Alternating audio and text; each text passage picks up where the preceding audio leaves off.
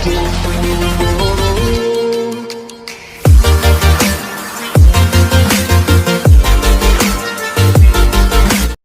Morning बच्चों। आज की इस वीडियो में हम कक्षा 8वीं गणित अध्याय 6 सांख्यिकी के बारे में देखेंगे। इसके पहले हमने अध्याय 6 सांख्यिकी में 3 सूत्रों के प्रयोगों के बारे में देखा था। पहला है आपका समांतर माध्य, दूसरा था आपका माध्यिका जिसके 2 सूत्र होते हैं, यदि n विषम हो उसके लिए अलग सूत्र और एक n सम हो उसके लिए अलग सूत्र। फिर तीसरा होता है आपका बहुलक। तो चलिए एक बार हम फिर से इन सूत्रों को रिपीट करके देखते हैं, जिसमें से पहला है समांतर माध्य। समांतर माध्य जिसका सूत्र हमें होता है औसत या समांतर माध्य, जिसको मीन कहा जाता है और इसको कैपिटल M से प्रदर्शित किया जाता है। औसत या समांतर माध्य बराबर होता है प्रेक्षणों का योग बटा प्रेक्षणों की संख्या, या प्रेक्षणों को आंकड़ों का योग बटा आंकड़ों की संख्या भी लिख सकते हैं। दूसरा है हमारा माध्यिका। तो चलिए देखते हैं दूसरा माध्यिका। माध्यिका क्या होता है? दिए गए आंकड़ों को घटते या बढ़ते क्रम में व्यवस्थित करने पर उनके बीच वाला मान ही माध्यिका कहलाता है। माध्यिका को संकेत MD द्वारा दर्शाते हैं। जैसे कि माध्यिका का हमने 2 फार्मूला पढ़ा था। पहला था माध्यिका ज्ञात करने का, जब आंकड़ों की संख्या n विषम हो, यानी n जो आंकड़े दिए गए हैं अगर वो विषम हो तब उसका सूत्र क्या होता है? माध्यिका MD बराबर n+1 बटा 2 वह पद का मान, जहाँ पे n क्या है? आंकड़ों की संख्या। ठीक है। और दूसरा सूत्र क्या था? माध्यिका ज्ञात करना जब आंकड़ों की संख्या क्या हो? सम हो। तो इसका क्या होता है? माध्यिका MD बराबर n/2 पद का मान धन n/2 प्लस 1 वह पद का मान, और इन पूरे के बटा में रहेगा 2। है हमारा बहुलक। बहुलक क्या होता है? बहुलक दिए गए प्रेक्षणों में से वह मान है जो सर्वाधिक बार दोहराया गया हो। इसे संकेत M0 द्वारा दर्शाते हैं, यानी आंकड़ों में जिस अंक की संख्या जितनी ज़्यादा बार दोहराई रहेगी वही हमारा क्या कहलाता है? बहुलक कहलाता है। अब हम चलते हैं प्रश्नावली की ओर। प्रश्नावली 6.1 का पहला प्रश्न क्या बोलता है? समांतर माध्य ज्ञात कीजिए। जहाँ पे हमको आंकड़े दिए हुए हैं 81, 74, 69, 73, 91, 55 और 61। तो चलिए हम इसको हल करते हैं। तो चलिए देखते हैं प्रश्नावली 6.1 का प्रश्न क्रमांक पहला। तो इसमें हमको क्या करना है? आंकड़े दिए गए हैं, हमको समांतर माध्य निकालना है। तो सबसे पहले हम हल में क्या करेंगे? समांतर माध्य का सूत्र को लिख लेंगे। क्या होता है? समांतर माध्य बराबर होता है प्रेक्षणों का योग बटा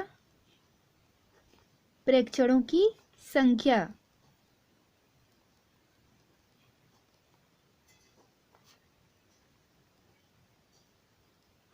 ठीक है।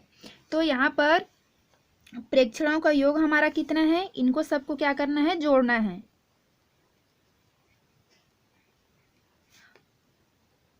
तो चलिए हम जोड़ लेते हैं सभी को।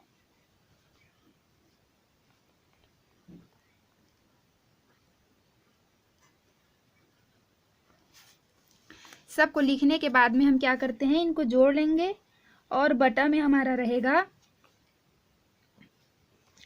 प्रेक्षणों की संख्या, यानी ये आंकड़े कितने हैं। तो 1 2 3 4 5 6 7 कितने हैं? 7 हैं। तो नीचे में हम क्या लिख लेंगे? प्रेक्षणों की संख्या को लिख लेंगे। अब इन आंकड़ों को हम जोड़ लेते हैं। तो इन आंकड़ों को जोड़ने पर हमारा आ जाएगा 504 बटा 7। अब यहाँ पर 504 को 7 से जब हम भाग देंगे तो हमारा आ जाएगा यहाँ पर 72। कैसे में? 7 सते 49, यहाँ पर आ गया हासिल 7 दूने 14, यानी हमारा आंसर कितना आ गया? 72।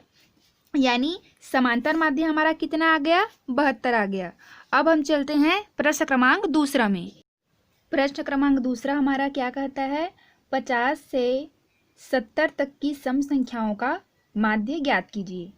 यानी 50 से लेकर 70 के बीच में कितनी सम संख्याएं आती है, उन सम संख्याओं का हमको समांतर माध्य निकालना है। तो सबसे पहले हम हल में लिखेंगे 50 से 70 के बीच आने वाली सम संख्याओं को। तो चलिए लिखते हैं। 50 से 70 तक की सम संख्याएं कौन कौन सी होंगी? 50 से 70 के बीच आने वाली सम संख्याएं, एक तो हो गया 50, 52, 54, 56, 58, 60, 62, 64,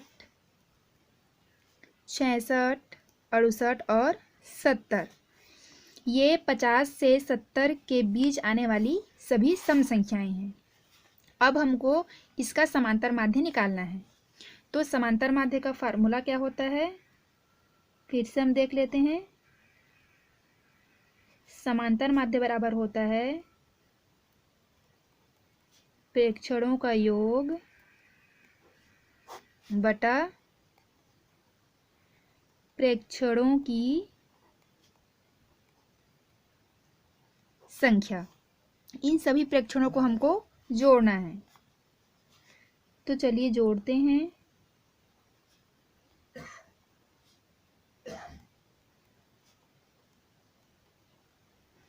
plus 60 plus 62 plus 64 plus 66 plus 68 plus 70।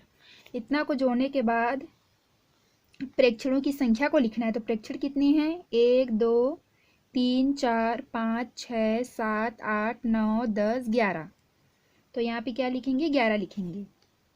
अब इन प्रेक्षणों को जोड़ लेते हैं। तो इन प्रेक्षणों को जोड़ने पर हमारा आ जाएगा 660 बटा 11। अब इसको भाग देंगे तो ये हो जाएगा 11 एकम 11 छक्का 66, 11 शून्यम 0, 60। यानी हमारा समांतर माध्य कितना आ गया? 60। अब हम चलते हैं प्रश्न क्रमांक तीसरा में। हमारा प्रश्न क्रमांक तीसरा क्या कहता है? माध्यिका ज्ञात कीजिए। जहाँ पर हमको आंकड़े दिए गए हैं 4, 5, 10, 6, 7, 14, 9 और 15। तो चलिए प्रश्न क्रमांक तीसरा को हल कर। प्रश्न क्रमांक तीसरा में माध्यिका ज्ञात करने के लिए दिया हुआ है। तो सबसे पहले हम हल में क्या करेंगे, जो भी आंकड़े दिए गए हैं उनको बढ़ते क्रम में पहले लिख लेते हैं। बढ़ते क्रम में लिखने का मतलब सबसे छोटे अंक को पहले लिखना है। तो सबसे पहले हम लिख लेते हैं आंकड़ों को बढ़ते क्रम में लिखने पर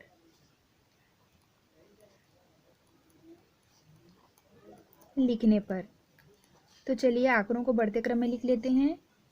4, 5, 6, 7, 9, 10, 14, 15।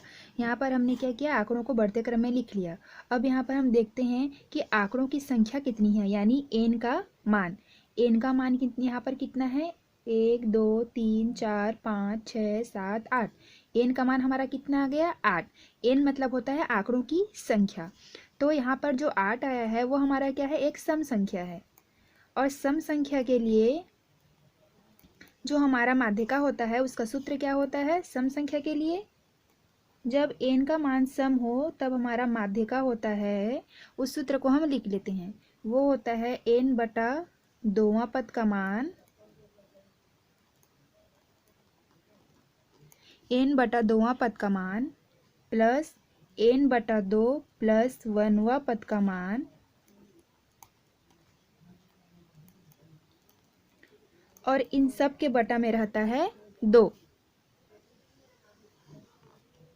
रहता है।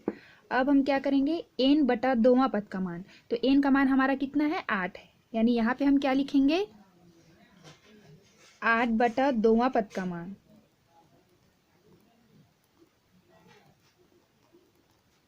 फिर यहाँ पे रहेगा धन n बटा दोवां, यानी 8 बटा 2 प्लस 1। 8/2 प्लस 1वां पद का मान, और इन सब के बटा में रहेगा 2। ठीक है, तो अब देखिए 8/2 करेंगे तो क्या आएगा, यहाँ पर 4 आएगा, यानी चौथा पद का मान, धन 8/2 यानी हो गया हमारा 4, और 4 और 1 कितना हो गया, 5वां पद का मान, और इन सब के बटा में क्या रहेगा, 2 रहेगा। ठीक है, तो अब यहाँ पे देखिए, मैं यहाँ पे हल कर दे रही हूँ। देखिए यहाँ पर जो भी आता है उसका एक अधिक इधर आता है, जैसे कि ये चौथा पद का मान आया तो ये 5वां आएगा, अगर ये 7वां पद का रहता तो ये 8वां रहता। ठीक है, तो अब देखिए चौथा पद का मान, तो यहाँ पे हम चेक करते हैं हमारा चौथा पद कौन सा है, 1 2 3 4, हमारा चौथा पद कितना आ गया, यहाँ पर 7 आ गया। ठीक है, यहाँ पे कितना आ गया, चौथा पद का मान 7 आ गया, तो यहाँ पे हम लिख देते हैं, इसके नीचे में क्या आएगा, चौथा पद का मान हमारा आ गया 7 आ गया। अब धन 5वां पद का मान, तो 5वां पद हमारा कितना है, 9 है, तो उनको हमको जोड़ना है, क्योंकि चौथे पद का मान और 5वां पद के मान को जोड़ना है, और बटा में क्या करना है, 2 करना है, तो इसके बटा में क्या हो जाएगा, 2 हो जाएगा। 7 और 9 हमारा कितना हो गया, 16 हो गया। 16/2, 16/2 को जब भाग देंगे तो क्या हो जाएगा, 2 एक कम और 2 अट्ठे, यानी हमारे समांतर क्या है, हमारे माध्यिका का मान कितना आ गया, 8 आ गया। यही हमारा क्या है, आंसर है। यानी जो हमको आंकड़े दिए गए हैं उनमें माध्यिका कितनी है, 8 है।